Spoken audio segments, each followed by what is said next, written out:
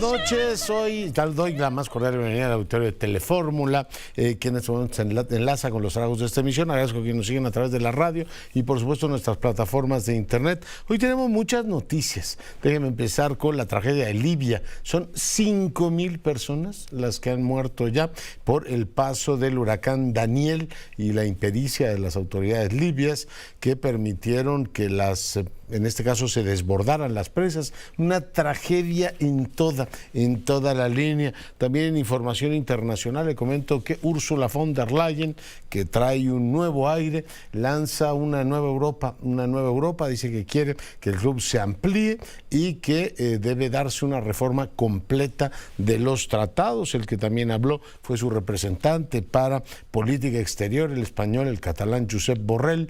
Dijo que la victoria de Ucrania de Ucrania en esta guerra, o sea, la liberación de Ucrania de la guerra en Rusia, es el reto número 1 de la política exterior de la Unión Europea. Temas de enorme, por supuesto, relevancia. Aquí en México el presidente decidió que a su casa, que es la casa de todos los mexicanos, no invita al Poder Judicial.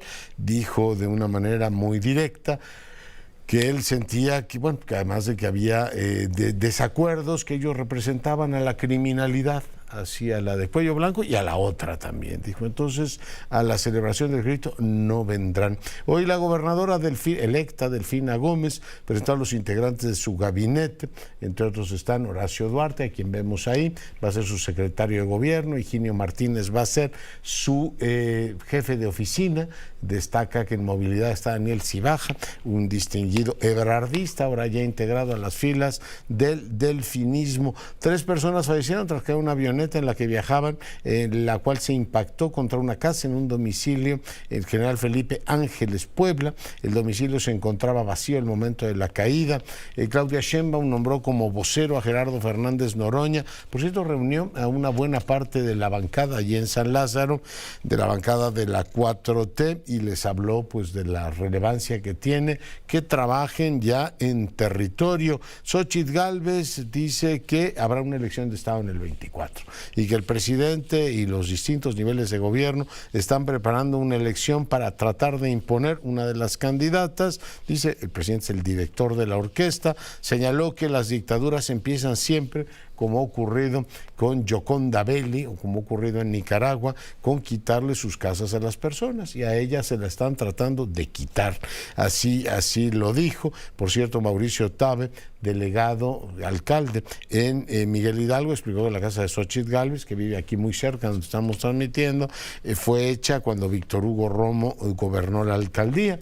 Así es que están dimes y diretes. Hablando de Daniel Ortega, hoy llamó así, pero le salió del fondo del alma, traidor a Petro. Dijo que él había condecorado a Marulanda y que este era un traidor, y a Boric lo llamó Pinochetito. ¿Por qué? Pues porque le han dicho que hay una violación sistemática de los derechos humanos. El doctor Juan Ramón de la Fuente concluyó hoy su periodo, su misión como embajador de México en Naciones Unidas. Hoy se despidió de Antonio Guterres. El rector Graue entregó la presidencia de la Red Macro de Universidades al rector de la UBA, la Universidad de Buenos Aires. Hoy vamos a conversar con la coordinadora de Humanidades, la doctora Guadalupe Valencia. En más información, Emma Coronel salió de prisión luego de 2 años y medio de detención. En el Senado se aprueba la reforma constitucional que evita el empalme de 2 legislaturas. Pausa.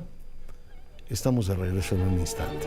Hoy nos toca El rapto del Serrallo de Mozart, una ópera muy bonita. Fíjese que hoy dio a conocer Delfina Gómez, ya nos reportaba Laura Brujés, hace un momento, la integración de su gabinete, quienes la van a acompañar en el gobierno del Estado de México. Horacio Duarte será su secretario de gobierno, Andrés Andrade estará en seguridad, salud Macarena Montoya, trabajo Norberto Morales, educación Miguel Ángel Hernández, bienestar Juan Carlos González, campo María Eugenia Valdés, desarrollo económico Laura González Hernández, turismo Nelly Carrasco, contraloría Hilda Salazar, Arelia Rubio en medio ambiente, Pedro Moctezuma irá Agua, Mónica Sánchez Chávez Durán a Mujeres, Daniel Cibaja va a Movilidad, la jefatura de gabinete recaerá en quien ha sido senador, y bueno, pues usted sabe también, jefe original del grupo de Texcoco, Higinio Martínez. Saludo ahora al diputado Fernández Noroña.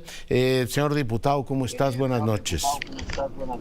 ¿Qué tal, Leonardo? ¿Cómo estás? Buenas noches a tu auditorio. Dos temas. Claudia Sheinbaum le ha encargado ya una vocería. Nos encantaría que le comentara al auditorio cuáles son las misiones que tendrá. Y segunda, ¿cómo fue la reunión que tuvieron hoy en San Lázaro? Se reunieron los legisladores con la doctora Sheinbaum. Gerardo. ¿Ya se cortó? Bueno, pues en un momento más iremos con él, y mala suerte, en un momento más iremos con él. Le comentaba que, bueno, pues lo ha nombrado vocero para, bueno, ya nos lo contará él de manera directa.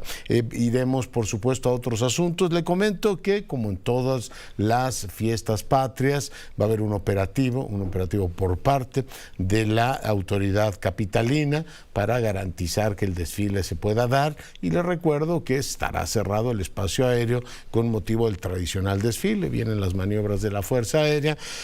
Así es que, pues ya sabe usted, como todo el año, todos los años, tomamos nuestras precauciones para que, bueno, pues la zona centro, la zona por donde transcurre el desfile y por supuesto el espacio aéreo quedarán embargados mientras sea la fiesta nacional. Gerardo, buenas noches.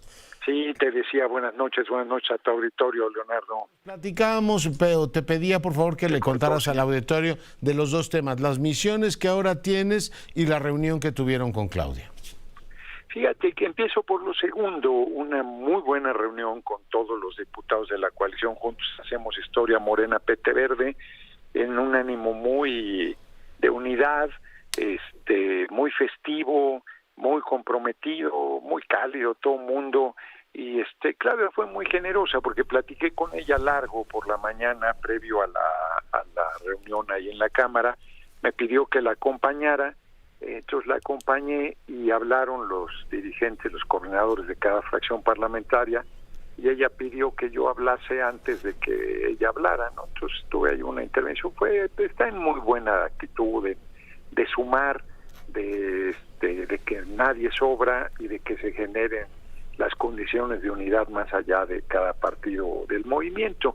Y por lo mismo insistió tanto en la reunión que tuvimos particular como públicamente en mantener el puente tendido hacia nuestro compañero Marcelo Ebrard, que ella está, por cierto, optimista de que va a reintegrarse. Yo cuando platiqué con ella pues no tenía esa percepción, pero me llamó la atención que ella está en la idea de que sí hay... Hoy, Gerardo, estuvieron los diputados ebrardistas, 70 se habían mostrado inconformes. ¿Estuvieron en la reunión de hoy? Había algunos, yo no te diría porque escuché un reporte de una compañera de La Fuente que decía que no habían estado y que eran 120, le digo, pues si había 260 en la reunión más 120, ya tenemos más que mayoría calificada, ya somos 380. Ahora un panista se les coló por ahí, Gerardo. Bueno, de esos van a venir varios, no tengas duda. Y además bienvenidos y quienes están en la lucha por la transformación del país, pero no, hombre, o sea, se dicen números con mucha ligereza. Yo por lo menos vi un par de diputadas que apoyaron a Marcelo, destacadas diputadas, la vicepresidenta de la Cámara, Carla Almazán, y a esta Salma Luébano, que inclusive ella había sido particularmente majadera conmigo. Yo no le contesté nada. Qué bueno que estaba ahí, la verdad. Entonces yo no sé si había más, pero sí hay un ánimo de unidad, hombre, y de puentes y de... Vi que si baja se va ya el gabinete de Delfina, o sea, se va como reconfigurando el ebrardismo. Pues sí, mira, es que todo mundo tiene también sus propias aspiraciones legítimas, y de repente un rompimiento pues te lleva a una aventura que no sabes a dónde va. Y acá en el movimiento, pues todo mundo tiene su espacio de desarrollo, la verdad, el propio Marcelo Ebrard, ¿no? O sea, entonces, pues esperamos que se vayan enfriando las cosas y que se reintegre. Él tiene su espacio en el liderazgo del Senado, que es un espacio relevantísimo. Y preguntarte entonces, bueno, ahora nos explicarás qué misión te ha encargado Claudia Sheinbaum. Ya nombró a Adán Augusto para lo político, a Ricardo Monreal para lo territorial. Supongo que a Manuel Velasco le darán algo más, ¿no? Sí, no sé qué esté pensando. Hoy le preguntaron ahí en la rueda de prensa en la Cámara y dijo, sí, estoy por platicar y por supuesto que le vamos a encomendar una tarea. Son miembros de la dirección quienes participaron, los gobernadores y los diputados, senadoras. Entonces, muy bien dispuesta Claudia, sumando a todo el mundo. ¿Qué misión vas a tener? Fíjate, pues vocero. Yo recordarás que allá en la prehistoria de la humanidad, en la campaña de 2006 del hoy compañero presidente, campaña a la presidencia, la primera, yo fui vocero del PRD. Entonces hay una labor pues importante, y mira lo que son las paradojas de la vida. El hoy compañero presidente nombró su vocera a Claudia Sheinbaum Pardo, y entre los dos hicimos una labor ahí de mucha coordinación para difundir las posiciones del hoy compañero presidente.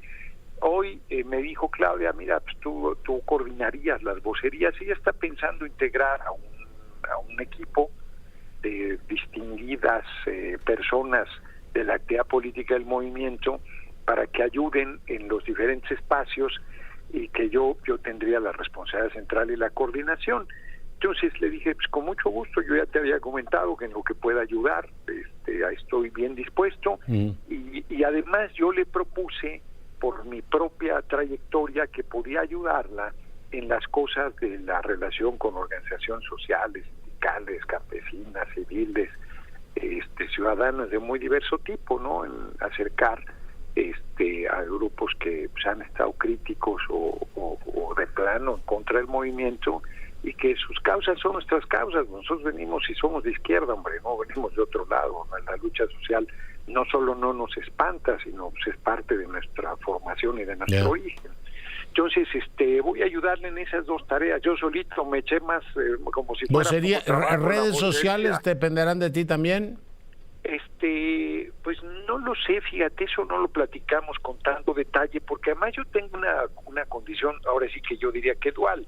Yo todos los días de 6 a 7 hago mi videocharla por YouTube y por Facebook, y ese espacio pues es mi espacio y es de mi personalísima responsabilidad. Tendré buen cuidado de lo que son mis opiniones, pues siguen siendo mis opiniones, y lo que es a nombre del movimiento, a nombre de la coordinación nacional de los comités de defensa de la Cuarta Transformación, que encabeza nuestra compañera Claudia Sheinbaum Pardo, pues quede claramente que es en ese sentido. Entonces, solo tendré que tener cuidado de que se diferencie muy claro mis opiniones de las posiciones oficiales, digamos, porque además estoy en la intención de regresar a la Cámara en octubre. Entonces todo eso pues va a generar para mí una actividad de espacios y de posicionamientos que van más allá de la propia vocería. Ya, entonces en octubre regresarías. ¿Las coordinaciones en este caso están jerarquizadas? O sea, ¿la política es así como la jefa del resto? ¿O son paritarias las de Adán Augusto, la de Ricardo y la tuya? Pues yo entendería que son paritarias. O sea, ¿van a acordar directo con Claudia? Sí, por lo menos en mi caso la idea es que yo acuerde directo con ella, efectivamente. En todo caso les puede decir, bueno, usted jerárquicamente puede estar donde sea, pero en las encuestas les fue mejor que a ellos dos. Bueno, creo que Adán Augusto en la última le ganó, ¿no? ¿Te ganó? No, yo quedé en tercer lugar. Ahí me la quisieron hacer perdidiza, porque la encuesta central, la encuesta madre, que es la que hizo el equipo Morena, pues ahí le gané con mucho. Fíjate qué curioso en eso, Leonardo, por cierto, es la encuesta central, las casas encuestadoras espejo, fueron muy homogéneas. En el caso de Claudia, 39-41, ¿no? Es indiscutible, es su triunfo y la ventaja. En el caso de Marcelo, 25-26, no hay mayor variación. En el caso de Monreal, en sexto lugar, entre 5.5 y 6 puntos, también muy consistente, y en el caso de Velasco, también entre 7 y 8 puntos, muy consistente, y en el caso nuestro, de Adán Augusto y mío, las variaciones son enormes. Sí, pero... sí, lo vi. Yo me había quedado con la idea de que tú habías ganado, incluso hice un comentario yo le público, gané. que con una campaña muy austera habías llegado en tercer Así lugar, fue. pero después ya Así ahí en fue. la ponderación vi que subían a Dan Augusto. Pero no es ponderación, porque además no hay promedio ni nada. La encuesta central es la de Morena y las otras son espejo. No, más bien me quisieron regatear el tercer lugar, que evidentemente les gané, hombre. Bueno, de todas maneras, coordinaciones paritarias. Sí, sí, Muy eso bien. es lo que yo entiendo. Pues ya tendremos ocasión de seguir conversando. Gracias, diputado. Órale, ahí estamos. Un abrazo. Además, son dos etapas, fíjate. Una es este momento de la Coordinación Nacional de los Comités de Defensa, que no es, ahora sí que no es la campaña, que estamos en un proceso de organización interna, de creación de comités, de estructura y todo esto, y otra será ya el momento de la campaña, donde ahí sí pues habrá una coordinación general de campaña, que es jerárquicamente el segundo cargo después de la candidatura, y todas las demás espacios me imagino que serán coordinados por ahora sí que valga la redundancia, por el coordinador general, pero en este momento no está así la condición. Coordinador o coordinadora, ya veremos. Gerardo, muchas gracias. Buenas noches. Exacto, ándale, hasta luego, un abrazo. Saludos, bueno, pues ahí lo tiene Fernández Noroña, hoy nombrado por Claudia Sheinbaum como responsable, vocero, es el portavoz de Sheinbaum y será paritario con Ricardo Monreal y con Adán Augusto. Doy ahora la más cordial bienvenida a la coordinadora de Humanidades de nuestra máxima casa de estudios, Guadalupe Valencia. Coordinadora, bienvenida. Muchas gracias, doctor Curcio, querido Leonardo.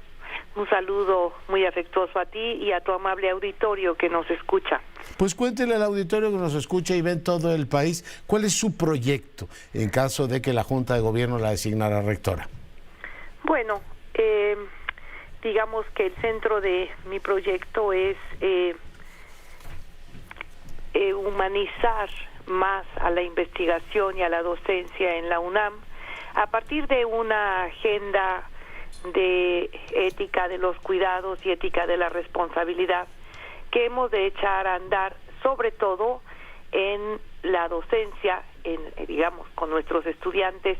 Lo digo yo y creo que coincidimos todas y todos los candidatos en que son nuestros estudiantes nuestra razón principal de ser en la universidad.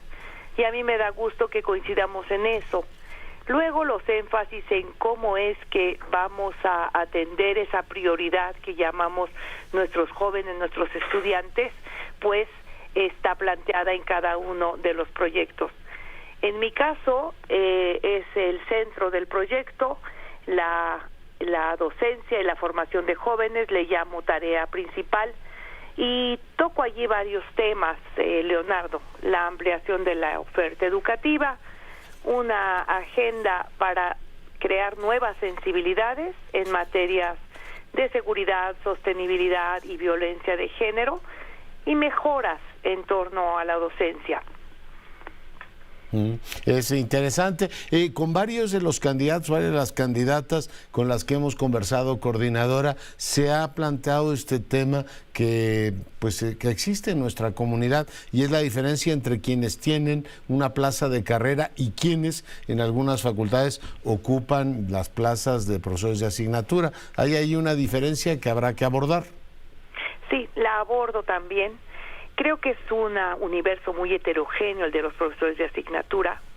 Creo que hay que mejorar sus condiciones laborales, pero no sin antes hacer un diagnóstico muy preciso de qué estamos hablando cuando hablamos de estos miles. Desde luego son mayoría los estudiantes, los profesores de asignatura, son la mayoría de nuestros profesores, y luego allí tienes situaciones muy diversas. Creo que hay que estudiarlas, porque la salida no será una para mejorar su condición laboral, las salidas serán muchas. Depende de los años que tengan de antigüedad, depende cuántas horas de clase den, depende también de si su condición es digamos, si viven de ello o no. Todo eso lo tenemos que estudiar. Recordemos que el profesor de asignatura comienza a hacerlo en nuestra UNAM, si nos vamos a la historia, como aquel profesionista liberal que viene a regresarle a la UNAM parte de lo que la UNAM le dio y se lo regresa de esta forma, dando una asignatura en la universidad.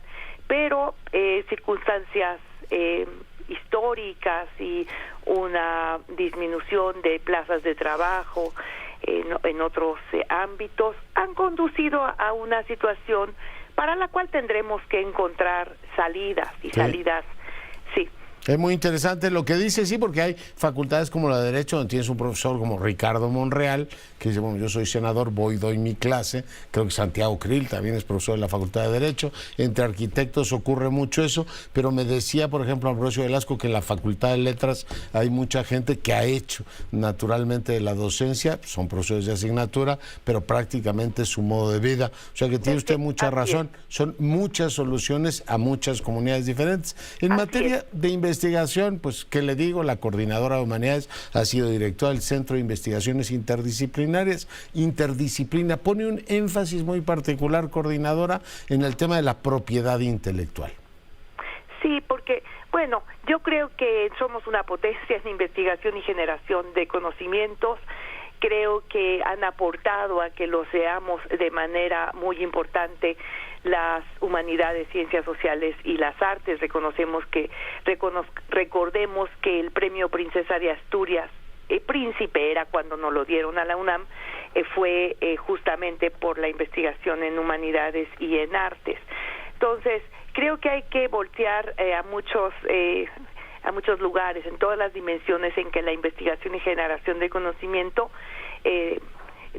tiene que tener incidencia social. Por un lado, tenemos que sí buscar mejores formas de que nuestras patentes, nuestra transferencia tecnológica sea fortalecida, protegida, porque en el fondo tenemos también el deber de buscar la soberanía tecnológica, industrial, la soberanía nacional, la soberanía alimentaria, la soberanía en términos de salud de nuestra sociedad. Y la UNAM puede contribuir muchísimo a que todas estas soberanías que luego llamamos soberanía nacional sean posibles. Debemos mejorar así la normatividad de propiedad intelectual y transferencia tecnológica. Debemos buscar proseguir, porque ya existe el diálogo virtuoso entre ciencias, humanidades y artes, pero también debemos investigar y generar conocimientos de cara a la sociedad y debemos incidir en la sociedad. Ya lo hacemos, pero buscar más y mejores formas.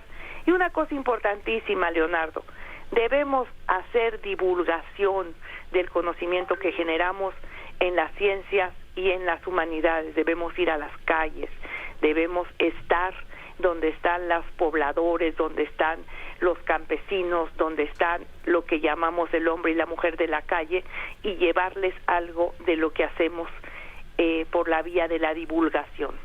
Sí, interesantísimo. Hoy decía el rector Graue que la UNAM es la mayor generadora de patentes del país, a propósito de la potencia que somos en generación de conocimientos, pero también de aplicaciones prácticas, todo este tema de las patentes, las relaciones en todos los grupos humanos. Coordinadora, estoy hablando con la coordinadora de Humanidades de la UNAM, la doctora Guadalupe Valencia, han tenido en los últimos años una enorme complejidad. El tema de la igualdad entre hombres y mujeres, la violencia que hay también de género, simbólica y práctica en muchas comunidades, también ha estallado en nuestra casa y estalló durante la pandemia de una manera quizá más sonora de lo que esperábamos. ¿Cómo piensa usted que habría que ir armonizando todo esto? ¿Hay que cambiar legislación? ¿Qué piensa sobre este tema, coordinadora?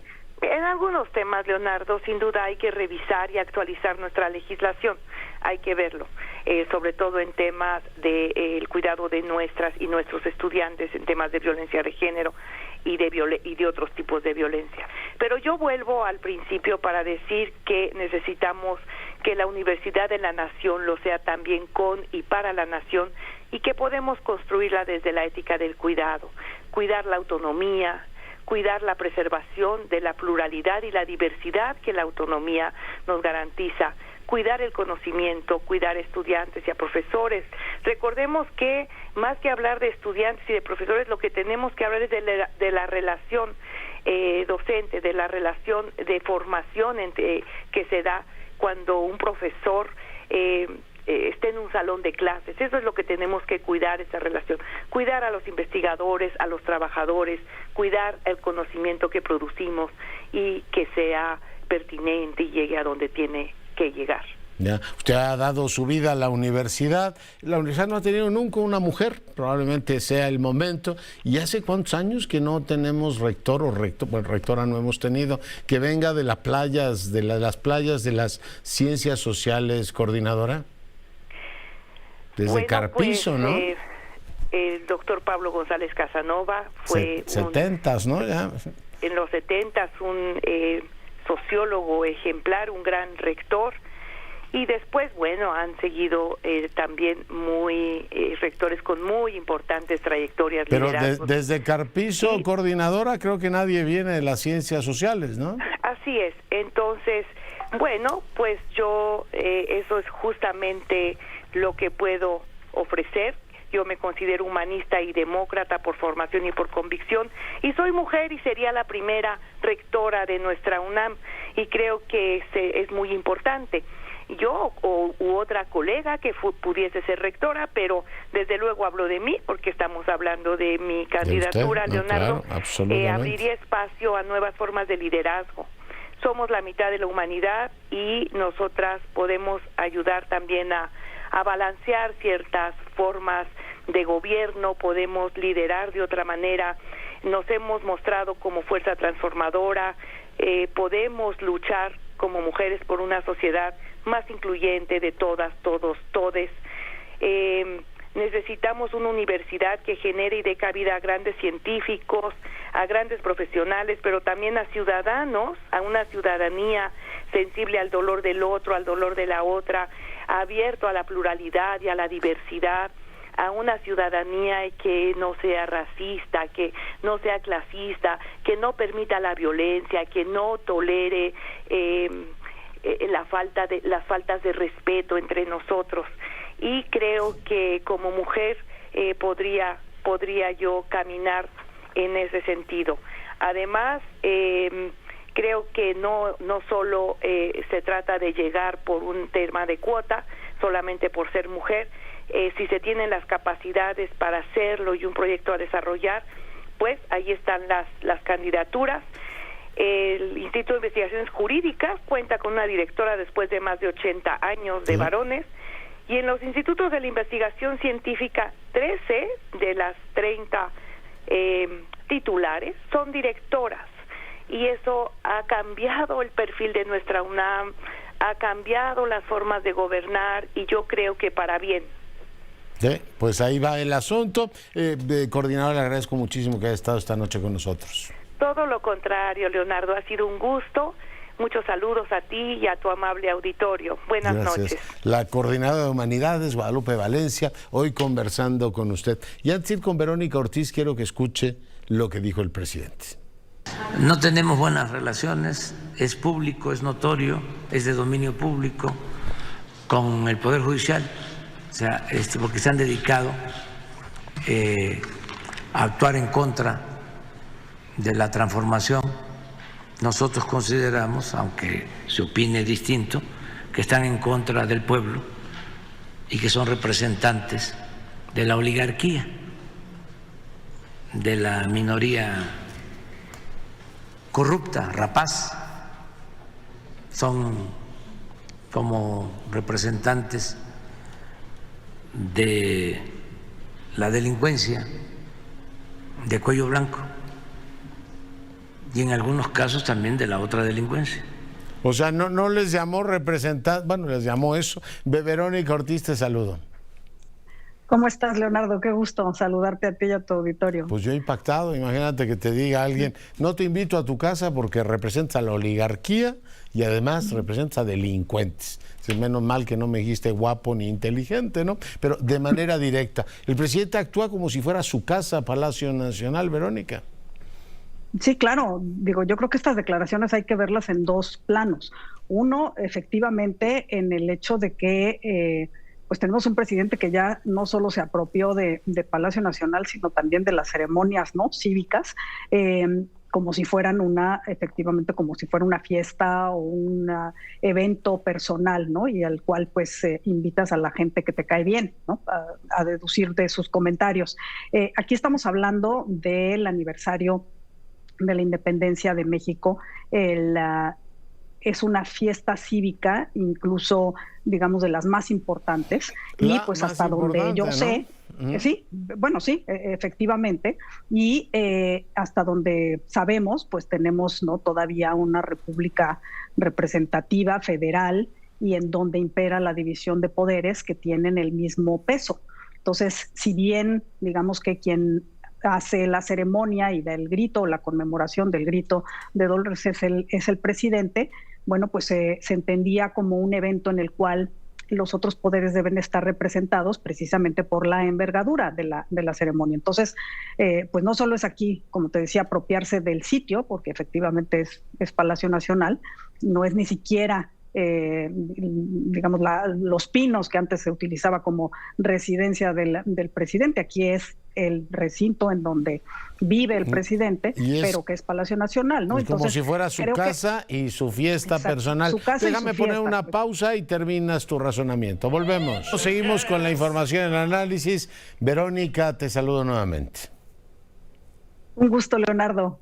Aquí Oye, pues te comentaba. Terminamos diciendo eso. Me preocupa de que el presidente, bueno, pues toma como si fuera residencia privada y su fiesta, ¿no? Como si fuera su graduación de licenciado. Yo no invito a Verónica Ortiz porque no me cae bien. Bueno, a ti sí te invitaría. Pero que etiquete de oligárquica.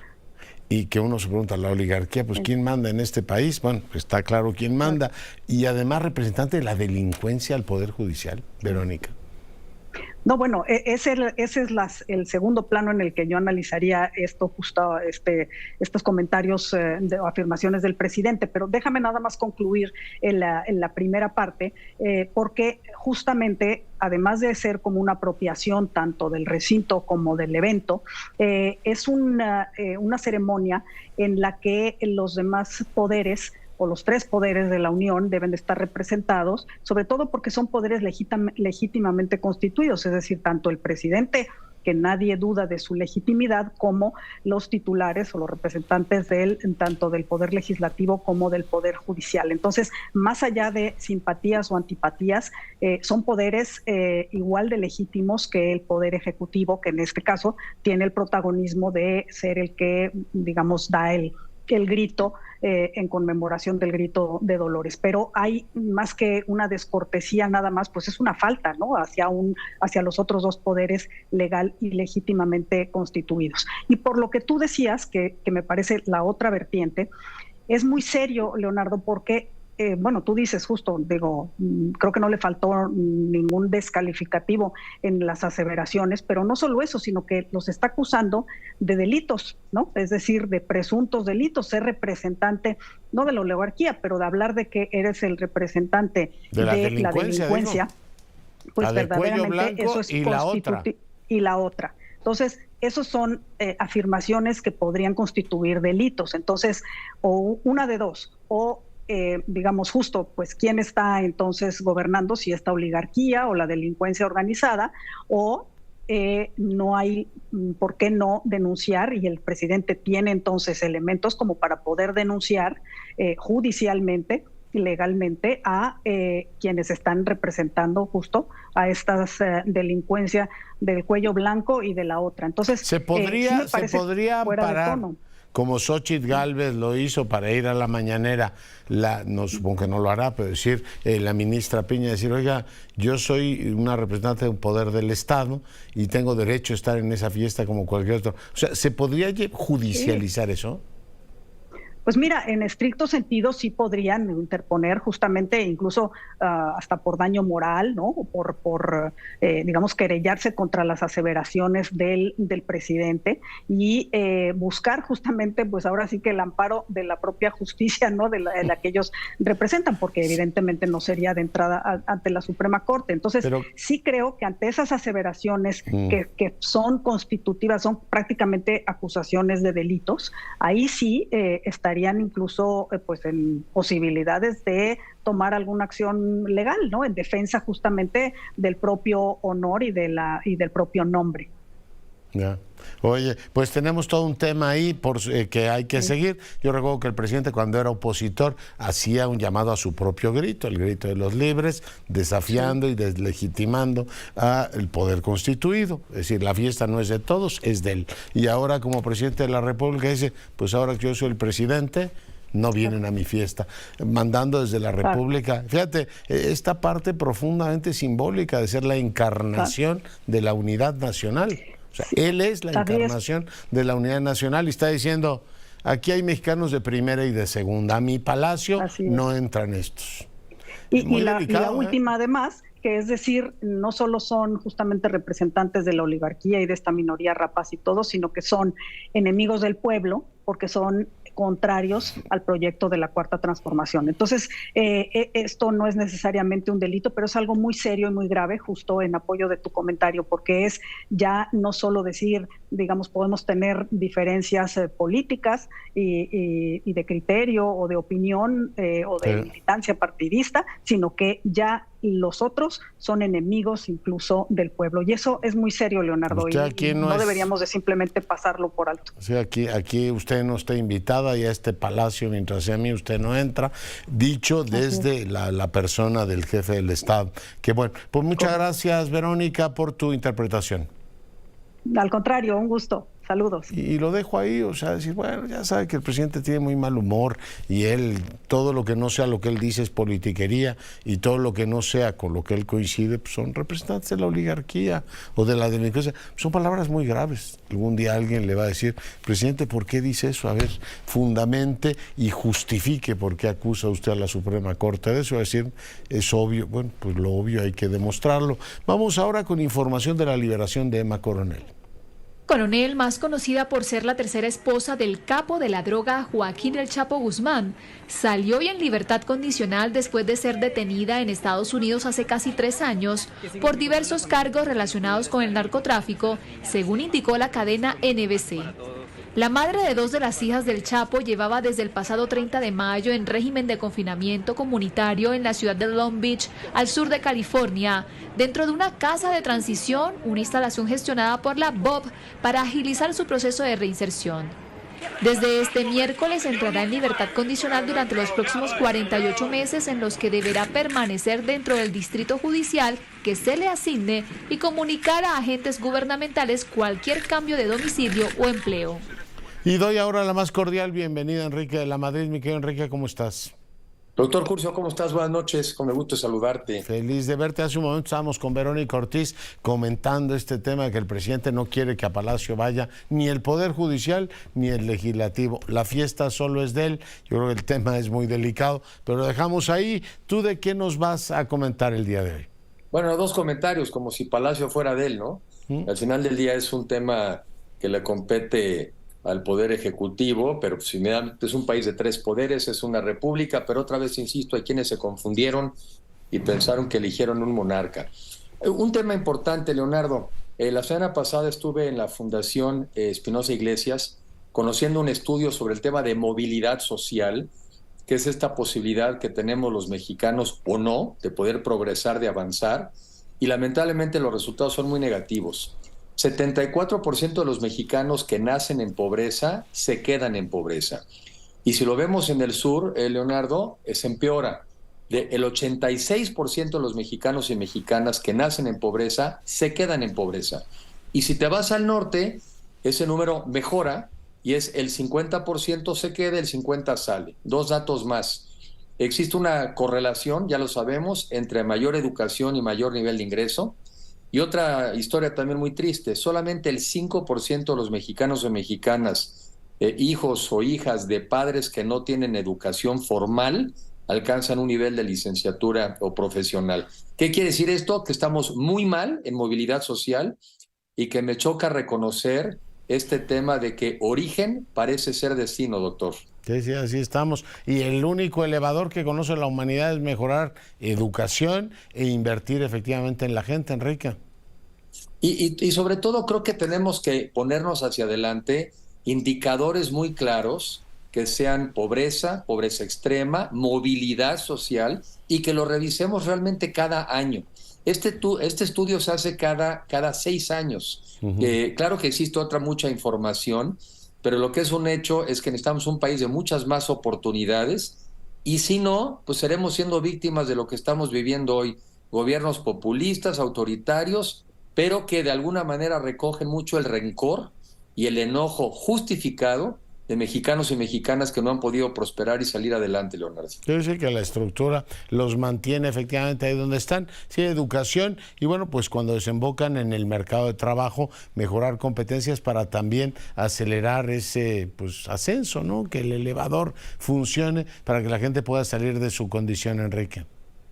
Y ahorita el elevador no ha funcionado, hay que reconocerlo, esta es una autocrítica, no es un tema nada más de esta administración. Por cierto, ya estudiaré para que la semana que entra lo comentemos más, pero parece que estas cifras de que hubo 5 millones de mexicanos menos en la pobreza es un tema de metodología más que de realidad, pero bueno, ya hablaremos de eso la semana que entra. Pero vale aquí esta crítica no abarca nada más esta administración, sino hay que reconocer que lo que hemos hecho absolutamente se ha quedado corto, Leonardo. Sí, y ese tema que dices, entrevistaré a Fernando Cortés, que ha tenido una lectura diferente de precisamente esos datos. Oye, sobre el presupuesto, te retengo un minuto, ¿qué opinas? Bueno, pues que veo que es un presupuesto absolutamente cargado a lo electoral, 700,000 millones de pesos a los programas sociales, que ya vimos que no sirven para salir de la pobreza, que ya vimos que no sirven para romper esta idea de orígenes destino, pero que probablemente sí le ayudan a la gente a incentivarla a votar, en este caso a favor del partido en el poder. 100,000 millones de pesos menos en salud. Se ve que este gobierno, como ha sido tan exitoso en salud, dicen, pues ¿para qué queremos seguir invirtiendo? No sobran las vacunas, no sobran los hospitales, no sobran las enfermeras, no sobran las medicinas. Y la otra, el caprichito de los programas faraónicos que no sirven para nada. Ya reconocieron que serán casi 500,000 millones de pesos en el Tren Maya, 16,000 millones de pesos de dólares en lo que es la refinería. Un fracaso de gobierno desde mi punto de vista, pero son una maquinaria electoral muy eficaz. Deberían de limitarse a hacer 2 cosas. Probablemente, en el mejor de los casos, una Secretaría de Desarrollo Social y la otra una Secretaría de Desarrollo Electoral. Pero gobierno son un desastre los de Morena. Ya. Oye, este presupuesto es casi el doble que el último que tuvo Peña Nieto, ¿no? Imagínate. Y con unos resultados gobierno lamentables. Rico, con pueblo sin elevador de movilidad social. Pueblo pobre, sin movilidad social, mucho más endeudado que antes, 4 años menos de expectativa de vida, 165,000 homicidios y contando. El crimen organizado es quien gobierna en una gran parte del país, las instituciones cada vez más débiles, el gobierno cada vez más desesperado. Un desastre de gobierno, francamente pasará a la historia como uno de los peores gobiernos que ha tenido este país. Pero el más rico de la historia. Nunca un gobierno en la historia de este país habría tenido un presupuesto de 9 billones de pesos. Miguel Enrique, te mando un abrazo. Que estés muy bien, Leonardo. Buenas noches. Cuídate. Y bueno, pues seguimos, por supuesto, con la información. Vamos en un momento más a enlazarnos con la doctora Domínguez Barbosa para conversar con ella sobre el tema precisamente de las vacunas. Me quedé con muchas dudas de la forma en que el secretario de Salud en su momento explicó la vacunación. Las cifras no salían, que éramos 25 millones, pero que solo se disponían de 5 millones de una vacuna y 6 de la otra. Me avisan cuando tengamos a Andrea Domínguez Barbosa, me dicen que ya la tenemos. Doctora, buenas noches. Muy buenas noches, Leonardo, te saludo con muchísimo gusto. En esta ocasión, 2 datos importantes que me gustaría tocar. El primero, no habíamos tenido oportunidad de hablar de esta bacteria devoradora de carne, y lo digo con entre comillas, porque es un apodo que se le puso a esta bacteria justamente por el efecto que causa al carcomer, al devorar estas facetas musculares, y está afectando a parte de los Estados Unidos, en la costa este, y ya también en el Golfo de México. Se reportan ya casos en nuestro país, sobre todo aquellas costas en el Golfo de México, repito. Hay que tener cuidado, aquellas personas que están en las zonas pesqueras, que están en contacto con estas aguas salobres, con esta salinidad. Es importante porque luego no nos damos cuenta y tenemos algún corte, alguna abrasión, y justamente es ahí, esta bacteria puede resistir en estos medios de alta salinidad y entrar al torrente sanguíneo. Puede entrar por ahí, pero también puede entrar con los alimentos, los mariscos crudos, sobre todo las ostras. Entonces, eviten consumir ahorita, por favor, este tipo de alimentos, dado que en un par de horas puede empezar a tener una afección que empieza por síntomas gastrointestinales, pero puede evolucionar rápidamente justamente con esta inflamación de los tejidos. Puede haber amputación de extremidades, puede ser realmente devastador. Dios, qué horror. Uno de cada ostras, 5... dices, almejas, todo eso también. Mejillones, almejas, ostiones sobre todo lo que, y mariscos en general que se coman crudos, ahorita aguántenme con eso, porque pues esto está circulando. No te digo que comí porque me vas a llamar a tu consultorio. Pero bueno, sigue, por favor. Pero ¿sabes qué? Lo bueno es que estás aquí, te veo asintomático y eso es muy buen dato, porque y además feliz de verte y conversar contigo. Empieza a dar síntomas muy rápido y lo más importante es actuar rápidamente hay antibióticos, tenemos ese tema de la resistencia antimicrobiana de las bacterias con los antibióticos, pero lo más importante es darle prontitud al tratamiento. Y me paso al otro tema porque sé que tenemos ya poquito tiempo, pero no quiero dejar pasar esto. Algunos de tu amable auditorio nos han escrito y han escrito algunas preguntas, sobre todo de la vacunación de COVID. Sabemos, viste el anuncio. ¿Tú entendiste al secretario? Deplorable, no tengo otro comentario. Bueno, importante, para todos los mexicanos que no podemos viajar al extranjero para irnos a vacunar, en efecto, va a estar a partir de octubre disponible solo la vacuna cubana Abdala y Sputnik. ¿Es mejor ponerse eso a no ponerse nada? Lamento decirlo que sí.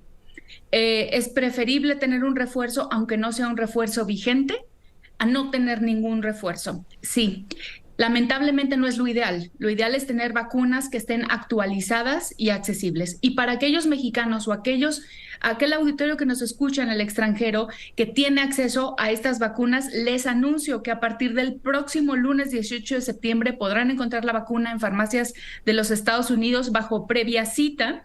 Pueden encontrar Moderna, Pfizer y un poquito más adelante van a encontrar también Novavax, que es otro tipo de vacuna. ¿Cómo la pueden identificar? Se llama vacuna, puede ser Pfizer 2023-2024, así la ponen, y ya no va a haber disponible ni la anterior bivalente ni la monovalente, de modo que solo hay una, no hay manera de confundirse. Es muy importante que todos los mayores de 12 años, a partir de los 12 años de edad, contemplen si tienen ahí un guardadito. Sé que es difícil, son momentos difíciles, o aquellos que viven allá, nuestros paisanos que viven allá, busquen vacunarse. La vacuna todavía anuncian que va a ser gratuita. Esa es otra buena noticia allá, porque habían anunciado que ya le iban a cobrar. Sin embargo, hay un fondo, según la ley del cuidado de salud a bajo precio en Estados Unidos, va a tratar de proteger a todas las personas que no tienen seguro de gastos médicos y que no están aliados a Medicare o Medicaid, para que puedan seguir gozando de este beneficio, y para nosotros que estamos un poco ahí, perdón por la expresión, pero de arrimados, nos podamos vacunar. Es lamentable esta información, sobre todo ahorita reconociendo el presupuesto, 55.8% menos del presupuesto de salud. Me parece que las prioridades en este gobierno están por sin ningún lado, Leonardo, y es muy lamentable. Nos espera un año muy complicado. Ya. Oye, dice, pues vamos a vacunar a 25 millones, pero solo tenemos 11, y de la vacuna rusa y de la vacuna, en este caso, la cubana. Y la patria a lo mejor llega en octubre o noviembre. No te pongas exigente. No, y te recuerdo que estuvieron usando vacunas que estaban ya caducas. O sea, eso es la otra. Que ustedes como usuarios, por favor, exijan que les muestren el vial, exijan que les muestran la vigencia de la vacuna. No importa que sea la vacuna cubana o la de Sputnik, ustedes están en su derecho me atrevería a decir hasta obligación, de exigir la caducidad de la vacuna. Y por supuesto, estar reacios a ponérsela si es una vacuna que ha perdido vigencia. Muy bien, pues doctora, te agradezco mucho el enlace. Cuídate mucho. Cuídense mucho, por favor. La doctora Domínguez Barbosa, para fortuna nuestra, platicando con usted como todas las semanas. Nos vamos. Cuídese y sea rabiosamente feliz. Se lo merecen.